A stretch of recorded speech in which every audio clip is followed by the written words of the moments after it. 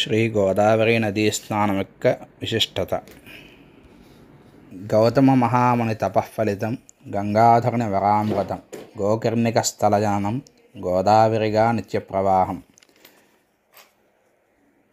రేవాతీరే తపః కుర్యాత్ మరణం జాహ్నవీతటే దానం దద్యాత్ కురుక్షేత్రే గౌతమ్యాం తృతయం వరం గురు.